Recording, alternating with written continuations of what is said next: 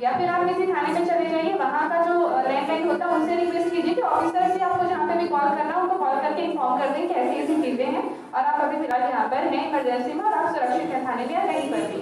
So use the proper channel. अब सुरक्षा में एक और सबसे बड़ी बात आती है पासवर्ड की।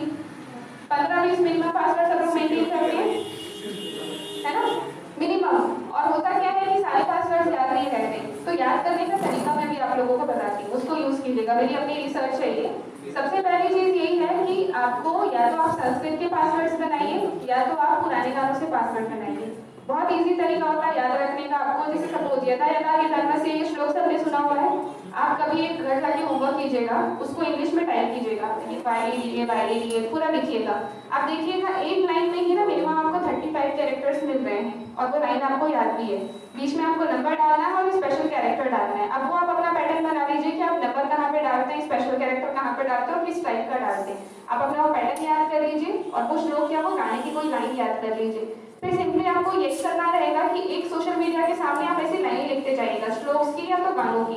अब आपको पता है कि भैया गाना इतना लंबा है, ये मैंने गाना सेलेक्ट किया हुआ है, ये मेरा सीक्वेंस है सोशल मीडिया का। तीसरे नंबर पे सपोज अगर फेसबुक है तो गाने की तीसरी लाइन ये है, नंबर का पैटर्न मैंने ये डाला था, स्पेशल कैरेक्टर यहाँ पे डाला था, तो मेरा पासवर्ड ये होगा। तो रन टाइम पे आपको वो दोबारा से रिक्रिएट होकर याद हो जाएगा। पुराने गानों में भी आपको एकदम नेगेटिव मनूस गाने लेने जो कोई सुनता नहीं है, रीजन नहीं जो सुनता नहीं है वो इजीली क्रैक नहीं होता है। टूल्स की बात अलग है खैर, बट कोशिश करें कि जितने पुराने और जितने नेगेटिव सॉन्ग्स हो पाए ना उतने इकट्ठे करें, क्योंकि ऐसे गाने कोई इंटरेस्टिंगली नहीं सुनेगा जब तक कोई देवदास ना बन चुका हो। सिंपली, है ना। तो जब तक ऐसा कोई देवदास ना हो वो वैसे गाने नहीं सुनेगा। तो बेहतर है कि ऐसे आप और गाने सेलेक्ट कीजिए जो कोई नहीं सुनता है। या तो बेस्ट है आपके पास संस्कृत, 0.001% हैकर्स को संस्कृत आती है, तो 0.001% मैंने अपने ले रखा क्योंकि मुझे आती है। तो लिटरली आजकल के जमाने के जो यंगस्टर्स हैं वो अगर पढ़ भी नहीं श्लोक तो बहुत बड़ी बात है ना। तो आप उस अपनी संस्कृति की धरोहर का इस्तेमाल करें अपनी सुरक्षा के लिए। ये चीज क्लियर हो गई। इसके अलावा एक नंबर नोट कर ले, अगर कभी फाइनेंशियल फ्रॉड होता है उस समय के लिए, उस समय पे आपको क्या करना है, 155260 155260 या 1930 दोनों में से किसी एक नंबर पे आपको कॉल करके बता देना है 155260 या 1930। अब करना क्या है वो मैं ब्रीफ में बताती हूँ, बहुत बहुत शांति से बहुत अच्छे से सुनिएगा। कोई भी अगर फाइनेंशियल फ्रॉड हो रहा है, आपके खाते से पैसे कटे हैं, उस समय पे आपको क्या करना है बिना घबराए। सबसे पहले आपके मान लीजिए सपोज आपके नहीं, आप क्योंकि नेगेटिव एग्जाम्पल नहीं लेते हैं ना, XYZ किसी पर्सन के SBI के खाते से कोई पैसे कट गए हैं, होता है बहुत कॉमन है। तो जिस भी खाते से पैसे कटे हों उस खाते में उस बैंक में आपका जो मोबाइल नंबर रजिस्टर्ड है उस नंबर से आपको इन दोनों में से किसी एक नंबर पे कॉल करके अपडेट कर देना है कि इतने बजे इस दिनांक पर इतने पैसे कटे हैं। एक चीज ध्यान रखिएगा, काम टालने की आदत ना जीवन में बहुत कुछ छुड़वा देती है। तो ये काम टालने की आदत साइबर के केस में नहीं होनी चाहिए। कभी कोई अपराध हुआ कुछ हुआ तो तुरंत उठिए और आपको 3 काम करने हैं। फाइनेंशियल फ्रॉड में तो पहला काम क्या है, इनको अपडेट करना है, दूसरा काम क्या है आपका थाने जाना है, और तीसरा काम क्या है थाने से आपने जो कंप्लेंट की उसकी रिपोर्ट लेके आपको बैंक मैनेजर के पास एक रिटर्न में एप्लीकेशन देनी कि मनी रिवर्ट करने के लिए वो अपने साइड से जो भी एक ऑथराइज्ड प्रोसेस है वो शुरू करवा दे। ये 3 काम आपको करने हैं। लेकिन उसके भी पहले एक आपको ट्रिक सिखाती हूँ। ज्यादा समय भी चूंकि मेरे पास भी नहीं रह गया है तो मैं बहुत ब्रीफ में आपको बता रही हूँ। मान लीजिए कि सपोज एकदम नेगेटिव एग्जांपल हम ले रहे हैं, बिल्कुल टच वुड वाला, कि कभी ऐसा हुआ कि आपके खाते से लगातार पैसे कट रहे हैं, आपने अपने बैंक के ऐप में चेक किया, बैलेंस आपको कटता हुआ दिख रहा है, मतलब सच में कट रहा है, कंफर्म हो गया है ना। अब आपको क्या करना है, घबराना नहीं है। अभी हमारा पहला टारगेट क्या होना चाहिए कि जितने पैसे बचे हैं उतने बच जाए। जितना गया वो तो गया, फिलहाल वो बाद में लेके आएंगे अपन, लेकिन जितना बचा है पहले उसको बचाना है। तो अब आपको क्या करना है, आपके पास 2 रास्ते। पहला रास्ता क्या है, हर किसी के पास अपने बैंक का ऑफिशियल एप्लीकेशन आपके फोन पर होना चाहिए। आप SBI यूज करते हैं तो यूनो आई थिंक है, यूनो यूज कीजिए। यूनियन बैंक यूज करते हैं उनका जो NXT या जो भी है व्हाटएवर सो ऐप वो आप यूज करें। ऑफिशियल ऐप होना चाहिए, वो आप बैंक से पता करते हैं, बैंक में ये स्टिकर चिपके रहते हैं कि ऑफिशियल ऐप कौन सा है, वो आप इंस्टॉल करके अपने फोन पर रखें। अगर कभी ऐसा हो रहा है पैसे कट रहे हैं, आपने देख लिया, उसी ऑफिशियल ऐप में जाइए, सेटिंग्स में पहले से देख के रखिए कार्ड ब्लॉक करने का ऑप्शन कहाँ मिलता है, तुरंत जाइए और अपना debit card, credit card, mobile banking, internet banking सब वन क्लिक पे ब्लॉक हो जाता है, वहां से ब्लॉक कर दीजिए। ये हुआ पहला रास्ता। लेकिन क्या होता है, मैंने कई ऐसे केसेस में देखे कि लोग जब पैसे कट जाते हैं ना, घबरा जाते हैं, दिमाग काम करना बंद कर देता है। अब वो ऐप की पिन भूल जाते हैं, अब आपने 3-4 बार गलत डालोगे तो वो खुद ही लॉक हो जाता है, फिर बोलता है फिंगरप्रिंट नहीं आ रहा है, कार्ड लेके आओ, वेरीफाई करो, फालतू के चार्जेस शुरू हो जाते हैं। ऐसे अल्टरनेटिव क्या है, सब लोग अपने अपने फोन पे खुद ही रिचार्ज करते हैं, ठीक है। मान लीजिए SBI के खाते से ही आप हमेशा से रिचार्ज करते आए थे, अब परेशान मत होइए, कोई भी रिचार्ज वाला ऐप ओपन कीजिए जिसे आप रिचार्ज करते थे, रिचार्ज शुरू कीजिए, किसी भी एक नंबर पे रिचार्ज प्रोसेस कर दीजिए। जब रिचार्ज कंफर्म करने के लिए आपके पास OTP आएगा, तो OTP आपको जानबूझ के 3 बार गलत डालना है। तो अब ऐसे में सही OTP आने का वेट करने की भी जरूरत नहीं है, गलत ही डालना है तो आने का भी क्यों वेट करना, प्रोसेस करो। जैसे ही OTP आपने एक एक्शन वहाँ पे क्लिक किया कि सेट OTP, 3 बार जानबूझ के कोई भी गलत OTP डाल दीजिए। जानबूझ के जब आप 3 बार गलत OTP डालते हैं, आपका खाता ऑटोमेटिकली 24 घंटे के लिए ऑनलाइन ट्रांजेक्शन के लिए ब्लॉक हो जाता है। अब आप चाहे खुद में निकाल पाएंगे कि उधर दूर बैठा अपराधी भी बाकी के पैसे नहीं निकाल पाएगा। ये ट्रिक समझ में आई सबको? दोनों में से कोई एक आपको हमेशा इस्तेमाल करने ध्यान रखिएगा। और तीसरी चीज सिक्योरिटी वाइज बताना चाहूंगी मैं कि सब लोगों के खाते में पैसे होते हैं, सबके पास अपना सेविंग्स अकाउंट होता है, लेकिन होता क्या है कि हम FD बहुत कम करके रखते हैं, सबकी हैबिट होती है। अभी भले अपने को फाइनेंशियल नॉलेज ना हो, लेकिन इतना होता है कि भैया FD नहीं करती, इसमें रिटर्न्स कम मिलता है, इधर इन्वेस्ट करेंगे उधर करेंगे, जबकि करना वाला कुछ है नहीं है।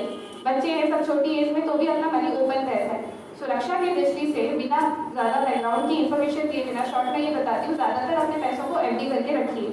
जितना आपका मंथली एक्सपेंसेस सपोज 50-60-70 हज़ार रुपए है, तो उतना आप ओपन रखिए, बाकी के पैसे को आप पार्टीशन वाइज FD कर दीजिए।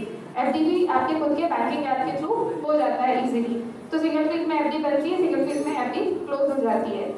कारण ये है कि अगर FD से पैसे जाते हैं, बैंक आपको रिटर्न करता है, उसमें इधर उधर का तामझाम नहीं होता, क्योंकि उसकी सुरक्षा की जिम्मेदारी ओवरऑल बैंक की होती है, क्योंकि आपकी FD का पैसा बैंक मार्केट में यूज कर रहा होता है ना। तो ये पहला कारण हुआ। दूसरा, सेविंग्स अकाउंट से ऑनलाइन शॉपिंग करने से बचिए।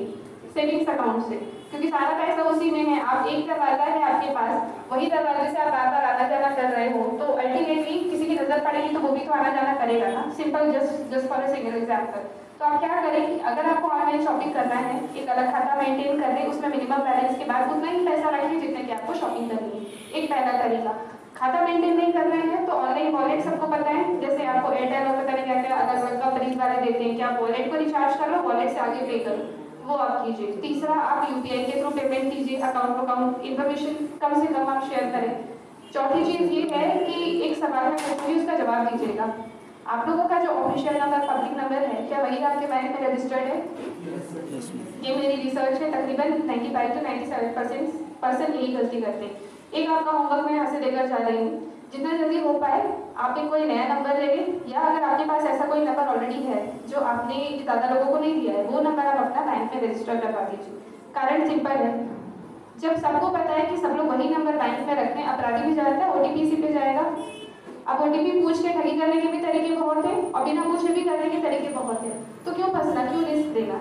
ठीक है, एक ही होमवर्क है, आप अपना एक अलग मोबाइल नंबर बैंक में एक एप्लीकेशन दीजिए कि सुरक्षा कारणों से आप उसको अपडेट कराना चाहते हैं। दूसरा, एक ही कॉमन ID सब तरफ चलती है, ईमेल ID, एक या दो, ज़्यादा से ज़्यादा 3, जनरली उससे ज़्यादा मेंटेन नहीं करते लोग। वही आपका बैंक में भी है, वही ऑफिस कॉलेज स्कूल सब तरफ है, उसी से ऑनलाइन शॉपिंग चल रही है, उसी पे OTP आ रहा है, उसी पे डेटा बैकअप रखा हुआ, सब वही चल रहा है। एक खिचड़ी वाला काम कभी नहीं करना आज के बाद। ऑफिशियल काम के लिए एक अलग ID बना लीजिए और आपके बैंक के लिए एक अलग ID बना लीजिए, दैट्स इट। ठीक है, इतना आपको करना है। अब ये इतनी सुरक्षा के बाद रेगुलरली आप आपके जो भी पासवर्ड्स हैं, अब तो आप तरीका सीख गए हैं, है ना, तो आपको महीने में मिनिमम 2 बार संडे को टाइम निकालिए और सारे ID पासवर्ड्स एक बार नोट कीजिए, सबको रिसेट कीजिए, नोट कीजिए, देन याद करके पन्ना फाड़ के फेंक दीजिए। और उसमें भी लेवल 2 वेरिफिकेशन ऑन कर दीजिए। लेवल 2 वेरिफिकेशन सबको पता होता है, सेटिंग्स में जाना है, एक मोबाइल नंबर, एक ईमेल ID उसमें रजिस्टर करनी है। जैसे ही आप रजिस्टर करेंगे, कंफर्मेशन के लिए OTP आता है, फिर वो सेट हो जाता है। नेक्स्ट टाइम से जब भी आप लॉगिन करेंगे, तब आपके पासवर्ड डालने के बाद आपको एक OTP भी डालना पड़ेगा, उस OTP के बिना लॉगिन नहीं होगा। तो अब जिन लोगों को समस्या होती है यार कि मेरा पासवर्ड उसके पास भी है, मैं क्या करूँ, तो यार सेटिंग्स इनेबल कर लीजिए। पासवर्ड है उनको रखे रहने दीजिए, जब तक आप OTP नहीं देंगे तब तक आपकी ID कोई लॉगिन नहीं कर पाएगा। अब एक सवाल होता है, अक्सर अपराधी OTP मांगता है, पर वो पता ही नहीं होता कि मांग क्यों रहा है। वो 2 ही काम करेगा, या तो वो आपके किसी खाते में रजिस्ट्रेशन कर रहा है या लॉगिन कर रहा है, दूसरा वो आपके खाते से कोई ट्रांजैक्शन कर रहा है। तो कुछ भी हो जाए, जीवन में किसी को भी अपना कोई OTP नहीं बताना है। Is it clear? और एक और लापरवाही, अभी देखिए आप अपने फोन पर पुराने 2-3 साल तक के पुराने OTP पड़े होंगे मैसेज बॉक्स में। एक हैबिट बनाइए, आया, यूज किया और तुरंत डिलीट किया। ये जो चीजें मैं आपको सिखा रही हूँ ना, मैं चाहती हूँ कि आप 1 टाइम एंड फाइनल टाइम सीखें, याद करें और आज से ही इम्प्लीमेंट करना शुरू करें। इसमें कोई रिविजन वाला काम नहीं है आज वाली चीज़ जो मैंने आपको अभी तक बताई है। Is it clear? इसके अलावा अगर आपके कोई डाउट्स है तो प्लीज़ फटाफट पूछ लीजिए। Any doubts, any queries, any questions? हाँ जी।